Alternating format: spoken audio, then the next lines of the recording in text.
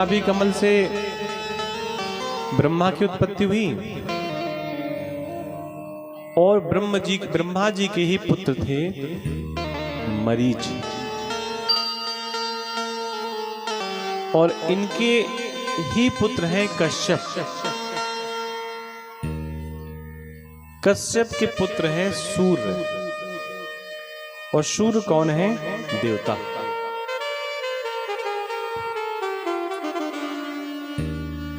इन्हीं सूर्य का नाम विवस्वान है।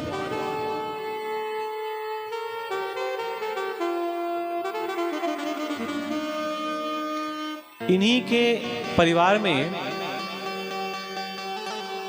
वैवस्वत मनु का जन्म हुआ। मनु कई हैं। जैसे गांव में कोई प्रधान हो जाता है, पंचायत का चुनाव जीत लेता है, तो उसे प्रधान कहते हैं, और फिर दोबारा पंचवर्षीय के बाद जब पुनः चुनाव की प्रक्रिया होती है और वो नहीं जीतता, तब भी लोग उसे प्रधान ही कहते रहते हैं, और नए वाले को तो फिर प्रधान कहते लगते हैं। कहने का मतलब प्रधान एक पद हो जाता है। ठीक उसी प्रकार अलग अलग युग में अलग अलग समय पर कई मनुओं की चर्चा है। कई अलग अलग मनुओं की चर्चा है। वैवस्वत मनु की बात है, और इन्हीं मनु महाराज के, वैवस्वत मनु महाराज के पुत्र हैं जिनका नाम है सुदुम्न, और इन्हीं के यहां सुदुम्न के एक पुत्र हैं जिनका नाम है शर्याति। कई बार मन में भाव जागता होगा कि ये बार बार नाम हम लोग क्यों सुनते हैं, क्या कारण है? देखिए, ये सब वो नाम हैं जो परम भागवत हुए हैं, भगवान के परम भक्त हुए हैं। तो इनकी कथा सुनने से, इनका बार बार नाम लेने से हमारा कल्याण होता है। जैसे कल कथा के प्रारंभ में हमने कहा कि बड़े बेटे का नाम नहीं लेना चाहिए, इसी प्रकार प्रातःकाल कंजूस व्यक्ति का भी नाम नहीं लेना चाहिए। अगर मालूम पड़ जाए कि ये व्यक्ति कंजूस है, तो प्रातःकाल प्रयास ये हो कि ऐसे व्यक्ति का नाम आपके जिह्वा पे ना आए, अन्यथा दिन आपका अव्यवस्थित हो सकता है। शास्त्र कहता है कि प्रातःकाल उठ करके अपनी हथेलियों को देखना चाहिए, और एक श्लोक पढ़ना चाहिए जिसका मतलब है कि तीनों देवता लक्ष्मी जी के साथ हमारे हाथों पर विद्यमान है। अब श्लोक नहीं आता तो हथेलियों को देख लीजिए। उनको देखने के बाद हथेली को ओठों तक ले जाइए, और फिर पूरे शरीर पर उसको घुमा लीजिए। जागने की सबसे पहली प्रक्रिया। दूसरी प्रक्रिया, आंख से धरती को देखा जाए, धरती को प्रणाम किया जाए, समुद्र वसने देवी। और तीसरी प्रक्रिया, फिर घर में जो मंदिर हो, बाल गोपाल की फोटो हो, ठाकुर जी की फोटो हो, राम जी का चित्र हो, कृष्ण जी का चित्र, जो चित्र कहीं पर दिखाई दिया, आपने जहां लगा रखे हो, उनके दर्शन हो। तुलसी माता का दर्शन हो जाए। माता पिता को प्रणाम करने में संकोच ना होता तो उनको भी प्रणाम कर लिया जाए, और फिर आगे के कृत्य में बढ़ा जाए। नहीं है तो मन से प्रणाम कर लिया जाए कि आप जहां हैं, हम आपको सूक्ष्म रूप से प्रणाम करते हैं।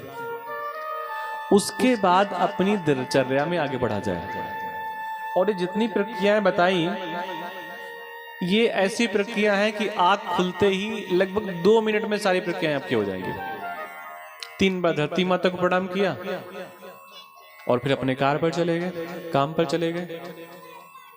तो ये प्रक्रिया करने से मन प्रसन्न होता है, मन में भाव जागता है कि आज हमने प्रातः काल उठ करके ठाकुर जी का दर्शन कर लिया, भगवान का दर्शन कर लिया, अब हमारा दिन अच्छा जाएगा,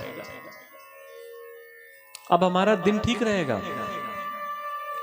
और जब प्रत्येक दिन ठीक रहेगा तो भैया एक एक दिन से मिलकर बनता है साल, साल से फिर कई साल, पूरा जीवन आपका ठीक हो सकता है। लेकिन मन में भावना तो हो कि हमको जीवन को ठीक करना है। ठीक उसी प्रकार जैसे विष्णु के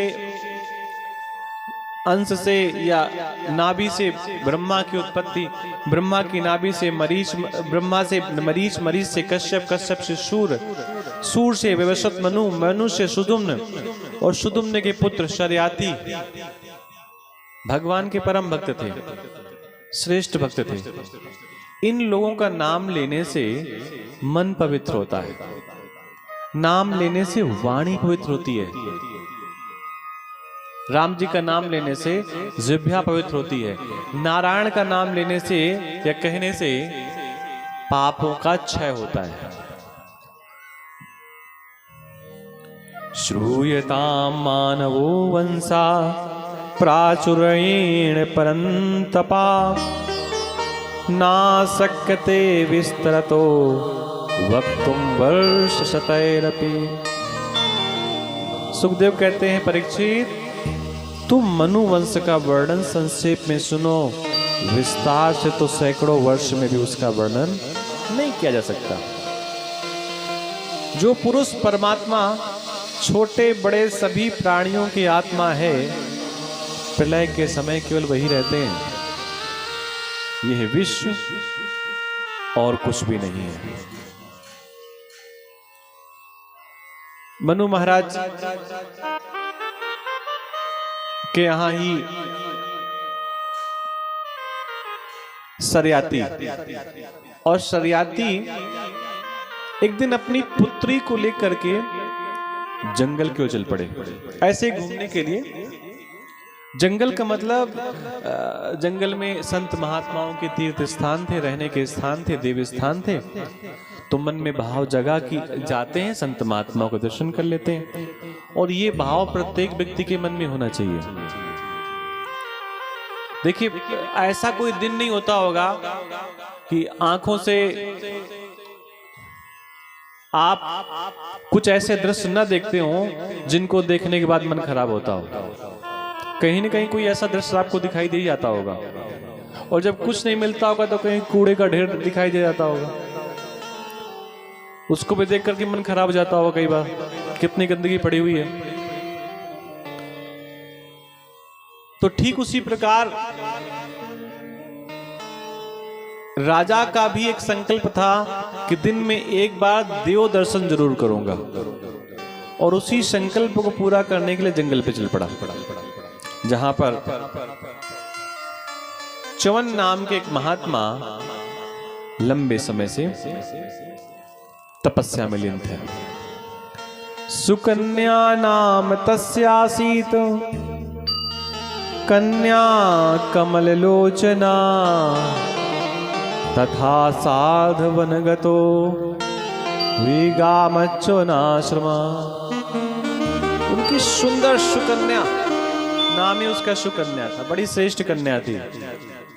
उसको लेकर के जब चल पड़े तो अब ये हुआ कि सब लोग ऐसा करिएगा, सब लोग दर्शन कर लीजिएगा, घूम लीजिएगा, वनस्पतियों को देख लीजिएगा, पशु पंक्षियों को परेशान मत करिएगा, और महात्मा कहीं तपस्या में लीन हो तो उनको भी परेशान मत करिएगा, और दर्शन करके धीरे से आ जाइएगा। सब दर्शन करने चले गए।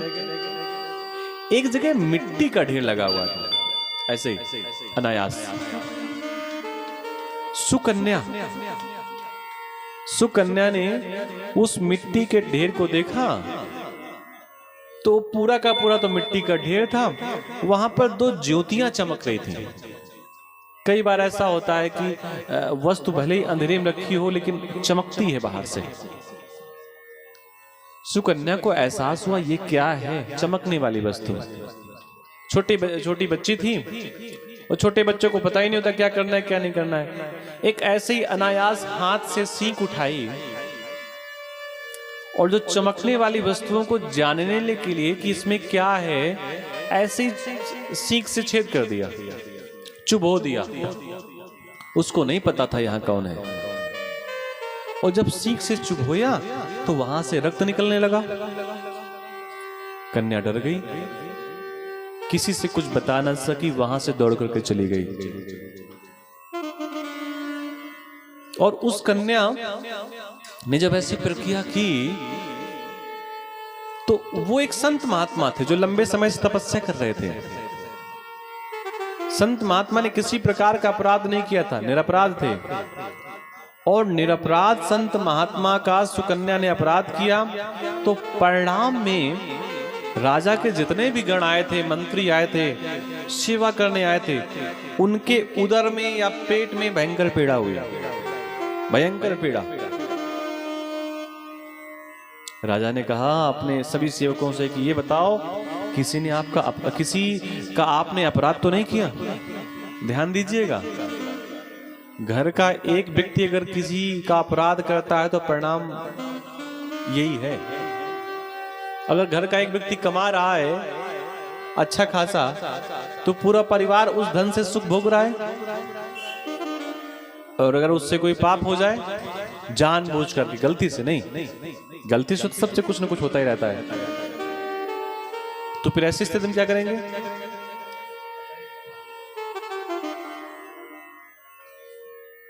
तो उन्होंने क्या किया था? सुकन्या ने संत महात्मा का अपराध किया।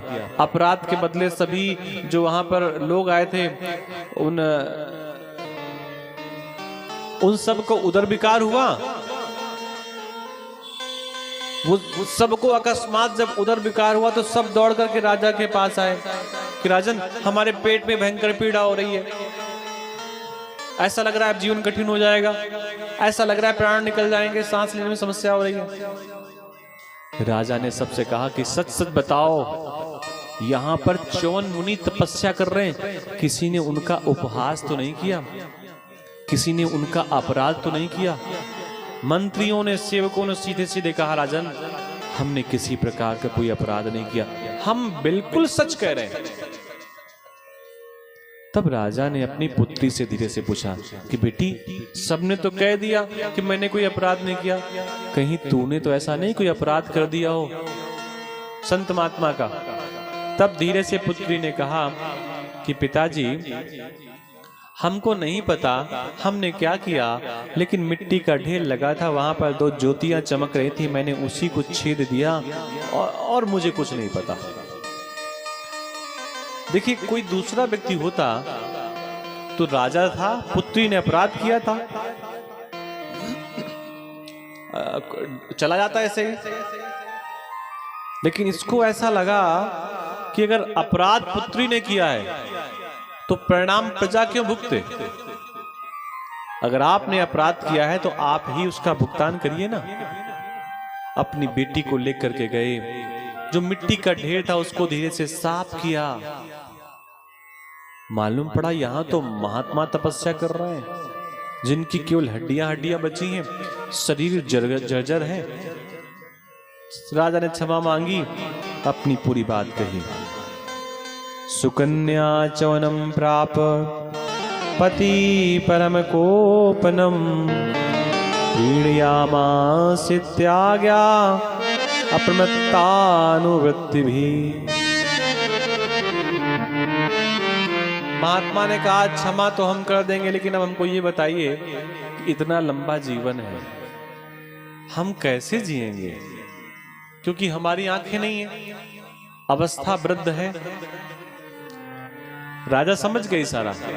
राजा ने कहा, गुरुवर आप चिंता मत करिए, मैं अपनी पुत्री आपके पास छोड़ करके जा रहा हूं। छोड़ करके मतलब आपके साथ विवाह करके जा रहा हूं। पुत्री भी बड़ी श्रेष्ठ थी, उसको भी इस बात का एहसास हुआ कि अपराध अगर मैंने किया है तो फिर प्रायश्चित मुझे ही करना चाहिए। पिता से एक बार भी नहीं कहा उन्होंने कि पिताजी क्यों बूढ़े व्यक्ति के साथ हमारे संबंध को जोड़ रहे हैं, इनकी उम्र देखिए और हमारी उम्र देखिए। लेकिन वो ये भी जानती थी कन्या कि पिता जो भी करेगा हमारे कल्याण के लिए करेगा। एक बार भगवान शंकर से पूछा माता पार्वती ने कि स्वामी ये तो बताओ, कलयुग में मनुष्य तो सब एक जैसे ही होंगे, लेकिन ये कैसे पहचानेंगे राक्षस कौन है और देवता कौन है? बाबा तुलसी कहते हैं, मां नहीं मातु पिता नहीं देवा, मां नहीं मातु पिता नहीं देवा, मां नहीं मातु पिता नहीं देवा, मां नहीं मातु पिता नहीं देवा, मां नहीं मातु पिता नहीं देवा, मां नहीं मातु पिता नहीं देवा, मां नहीं मातु पिता नहीं देवा, मां नहीं मातु पिता नहीं देवा, साधु ने सन करवा वही सेवा, साधु सन करवा वही देवा, मां नहीं मातु पिता नहीं देवा, मां नहीं मातु पिता नहीं देवा,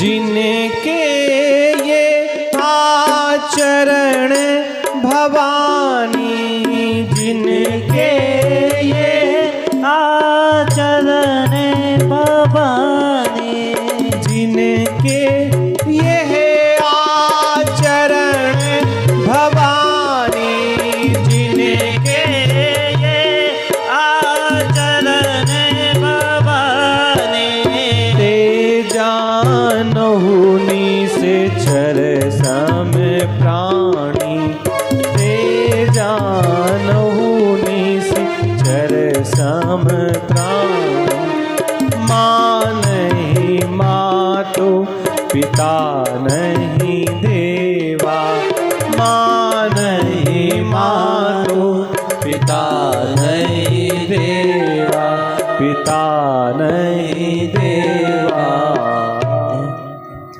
मां नहीं मातु पिता नहीं देवा। जो माता पिता को देवता नहीं मानते, साधु लोगों से सेवा करवाते हैं। साधु लोगों का मतलब जो श्रेष्ठ व्यक्ति हैं, जो सीधे व्यक्ति हैं, जो अच्छे व्यक्ति हैं, ऐसे लोगों से जो सेवा करवाते हैं, ये कलयुग के जीते जाते इनको आप राक्षस मानिए, ये दैत्य हैं। देखिए, दैत्य का चोला पहनने से कोई दैत्य नहीं हो जाता, ये उसके स्वभाव से निर्धारित होता है। स्वभाव कैसा है आपका? कई बार लोग कहते हैं वो तो बिल्कुल गाय के स्वभाव के जैसे हैं, तो होता तो आदमी ही है ना, स्वभाव उसका गाय के जैसा हो जाता है। आदमी होता है लेकिन स्वभाव गाय के जैसा हो जाता है। पिता ने उस मिट्टी के ढेर से अपनी पुत्री को बांध दिया और पुत्री ने एक बार भी नहीं कहा कि पिताजी मैं राजा की बेटी हूं और आप बांध किसके साथ रहे हैं। पिता ने कहा पुत्री तैने अपराध किया है और इसका भुगतान तुझे ही करना होगा, मेरी प्रजा नहीं करेगी। मेरी प्रजा क्यों दुख दर्द सहेगी। चले गए। कुछ दिन बाद भगवान की कृपा हुई और सुकन्या की तपस्या का परिणाम कि एक दिन वहां पर अश्विनी कुमार आ गए। अश्विनी कुमार कौन है? देवताओं के वैद्य। अश्विनी कुमार आए। अश्विनी कुमारों को देख करके च्यवन ने कहा धीरे से कि आप वैद्य हैं, आप निपुण हैं और मेरे पास में ये मेरी पत्नी है। आप एक काम करिए ना, आप हमारे शरीर को ठीक कर दीजिए, इसको नया बना दीजिए, बदले में हम आपको सोमरस देंगे। क्योंकि देवता लोग अश्विनी कुमारों को देवता नहीं मानते थे। देवताओं का मतलब यह था कि अश्विनी कुमार वैद्य हैं, डॉक्टर हैं, ये देवता नहीं है। अश्विनी कुमारों को लगा कि हमें देवता बनने का मौका मिलेगा। कहा ठीक है, कोई बात नहीं, हम आपके जीवन को ठीक कर देंगे, आप हमें सोमरस दे दीजिएगा। देखिए, विनिमय और ये सब चलता है जीवन में। किसी भी व्यक्ति के पास सब संपूर्ण चीजें नहीं हो सकती ना, तो कुछ आपने लिया, कुछ आपने किसी को दिया। उन्होंने कहा कि हम आपको अच्छा जीवन दे देंगे, उन्होंने कहा हम आपको देवता बना देंगे।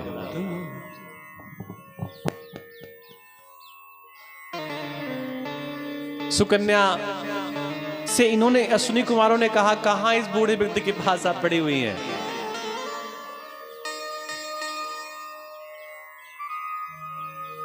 एक सरोवर था। अश्विनी कुमारों ने कहा कि हम आपके पति को लेकर के इसमें स्नान करने जा रहे हैं, और जब यहां से बाहर निकलेंगे तो आपको पहचानना होगा कि आपका असली पति कौन है। अब असली पति का मतलब क्या है? मतलब सिर्फ इतना है कि वहां पर जो तीनों लोग, हम जाएंगे तो तीनों लोग कुंड में, जब वहां से निकलेंगे तो हम तीनों का स्वरूप एक जैसा होगा, पहचानना पड़ेगा तुमको। अगर पतिव्रता होगी तो निश्चित आप पहचान लोगे। सरोवर में स्नान करने गए, तीनों वापस निकल करके आए, तीनों का चेहरा एक जैसा सुकन्या पहचान नहीं पाई। तब सुकन्या ने फिर देवताओं से प्रार्थना की, भगवान से प्रार्थना की कि हमें बताओ हम कैसे पहचाने। तो देवताओं ने धीरे से बताया कि पुत्री, जो देवता होते हैं वो अपलकी होते हैं, उनकी पलकें झपकती नहीं है। पलकें तो केवल मनुष्यों की झपकती हैं। मनुष्य तो अपनी पलकों को बार बार झपकते हैं। आप जब मंदिर जाते होंगे, वहां जो ठाकुर जी की प्रतिमा होती है वो कहां बार बार पलकें झपकते हैं, वो तो एक जैसे जैसे बने वैसे ही हैं। सुकन्या पहचान गई कि ये मेरे पति हैं और ये दोनों अश्विनी कुमार हैं। सुकन्या ने अपने पति का हाथ पकड़ा। अश्विनी कुमार भी इस भक्ति से प्रसन्न हुए और कुछ औषधियां दी, जिसके सेवन से च्यवन पुनः स्वस्थ हो गए, उनको यौवन की प्राप्ति हुई। कुछ समय बाद राजा सरियाती अपनी पुत्री से मिलने आए, तो उनको तो पता नहीं था बीच में घटना क्या घट गई। तो राजा सरियाती ने देखा कि मेरी बेटी किसी नवयुवक पुरुष के पास बैठी है। चेहरा घुमा लिया, एक तरफ कर लिया कि ऐसी पुत्री मेरी जो पथभ्रष्ट हो गई। तुमने ये किस पुरुष को पकड़ लिया है, किसका हाथ थाम लिया है? तब धीरे से सुकन्या ने पूरी बात बताई कि पिताजी, ये कोई और नहीं है, तपस्या के प्रभाव से अश्विनी कुमारों की कृपा से इनको नवयौवन प्राप्त हुआ है। च्यवन ने च्यवन मुनि ने सरियाती से कहा कि ऐसा करो, आप यज्ञ करो। च्यवन ऋषि ने यज्ञ किया सरियाती के साथ मिलकर के। उसमें अश्विनी कुमार आए, वहां पर च्यवन ऋषि ने उन्हें सोम रस का पान कराया। देवताओं ने यानी कि इंद्र ने आकर के उस यज्ञ को नष्ट करने का प्रयास किया। देखिए, यज्ञ को दैत्य तो नष्ट करने का प्रयास करते ही करते हैं, कई बार देवता भी करते हैं। दैत्य इसलिए करते हैं कि यज्ञ हो रहा है, इससे देवता ताकतवर होंगे, और देवता कई बार यज्ञ को इसलिए खंडित करते हैं कि किसी की तपस्या को इसलिए खंडित करते हैं क्योंकि उनको ऐसा लगता है कि ये हमारा पद पाना चाहता है। डर सबको लगता है, कुर्सी का, पद का डर प्रत्येक व्यक्ति को होता है। जब इंद्र वज्र लेकर के आए तो च्यवन ऋषि ने अपने तपस्या के बल से इंद्र को और वज्र को स्तब्धित कर दिया। उनका हाथ ही नहीं चल पाया, वज्र ही नहीं चल पाया, पत्थर के जैसे बन करके खड़े हो गए, खंबे के जैसे खड़े हो गए। तब इंद्र ने च्यवन ऋषि का जब प्रभाव देखा, ऐसा कितने श्रेष्ठ महात्मा है, तो प्रार्थना की, क्षमा मांगी और अश्विनी कुमारों को देवताओं की श्रेणी में स्वीकार कर लिया। बोलिए वृंदावन बिहारी लाल की जय हो।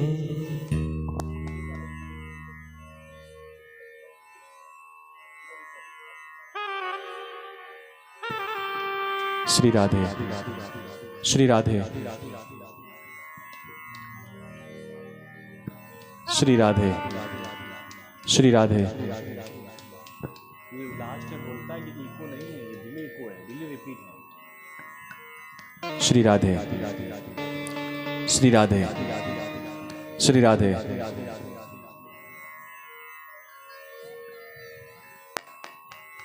श्री राधे, श्री राधे, श्री राधे।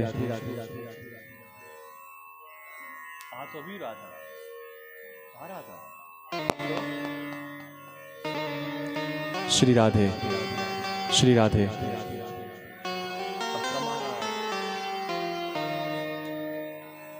श्री राधे, श्री राधे।